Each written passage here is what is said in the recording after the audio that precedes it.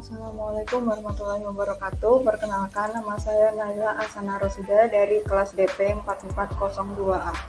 Pada kesempatan kali ini, saya akan menjelaskan salah satu produk di sekitar saya yang material pembuatnya merupakan material kaca. Produk yang saya pilih kali ini adalah termos. Termos merupakan sebuah botol yang diberi dinding dalam rangkap yang dirancang membentuk seperti kaca dengan bahan gelap yang dapat menyimpan cairan agar tetap memiliki suhu seperti semula. Termos biasa digunakan untuk menyimpan air panas. Dengan dinding dalam termos yang dirancang seperti kaca, maka kalor yang terdapat pada air panas tersebut tidak bisa berpindah dengan cepat.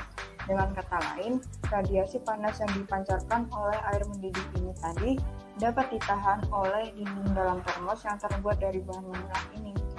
Dengan demikian, air panas tersebut dapat bertahan dalam termos ini dalam beberapa hari. Ukuran termos air dimulai dari ukuran yang paling kecil, yaitu 1 liter. Material pembuat termos air. Termos dibuat dari kaca yang berdinding rangkap. Di antara dinding itu dibuat pompa udara dan salah satu dindingnya dilapisi oleh lapisan yang mengilap atau perak.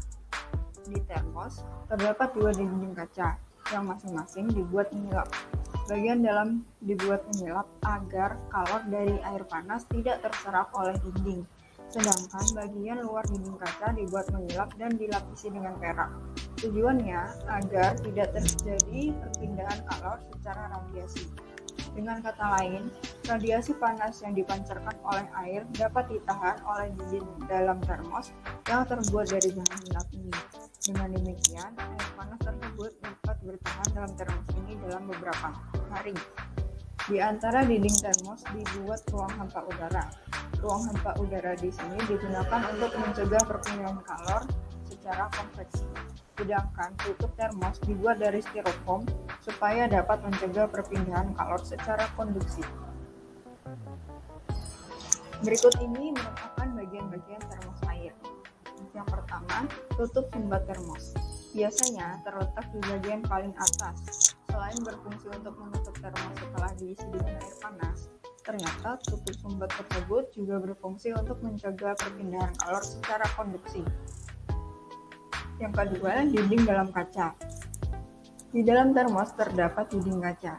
Adapun fungsi dari bagian ini adalah untuk mencegah perpindahan kalor dari air panas agar tidak diserap oleh dinding.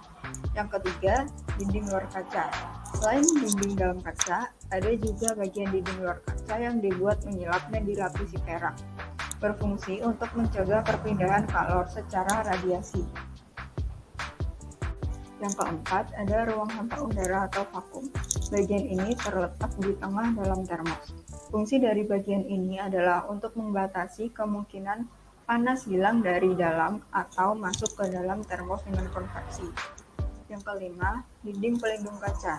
Terletak di bagian luar termos dan biasanya terbuat dari bahan yang tidak dapat menghantarkan panas.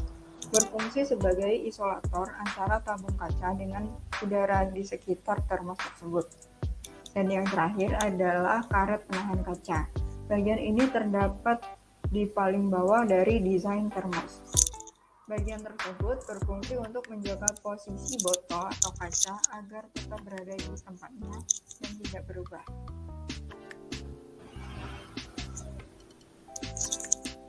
Cara kerja termos air. Termos sudah didesain agar bisa menghambat ketiga cara panas dapat berpindah, konduksi, konveksi, dan radiasi. Termos dibuat menggunakan bahan yang bersifat adiabatik, yang secara ideal menghambat atau tidak memungkinkan terjadinya interaksi antara sistem dengan lingkungan, tidak ada perpindahan kalor antara sistem dalam termos dengan lingkungannya.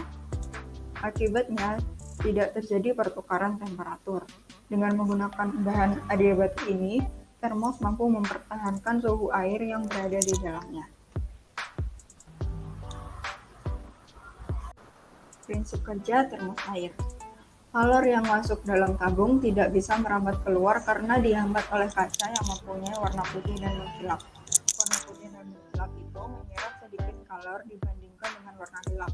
Kemudian, kalor dihambat oleh celah yang hampir hampa udara pada tabung kaca. Setelah itu masih dihambat lagi oleh celah udara antara tabung dan dinding, karena udara adalah penghantar panas yang kurang baik. Dan terakhir adalah panas dihambat keluar oleh dinding termos yang biasa terbuat dari plastik atau logam perak yang penghantar panasnya kurang baik. Berikut ini adalah cara membuat termos air sederhana. Bahan-bahan yang digunakan adalah botol kaca, botol plastik yang telah dipotong sebagian, lem, gunting, kertas aluminium, selotip, dan kertas HVS. Cara pembuatannya yaitu yang pertama, botol kaca dibungkus dengan kertas aluminium foil lalu dirapikan. Kertas aluminium foil ini memiliki satu sisi yang mengilat dan satu sisi berwarna pudar. Yang kedua, selotip pada sisi kertas aluminium foil yang terbuka agar tidak terlepas dan terlihat rapi.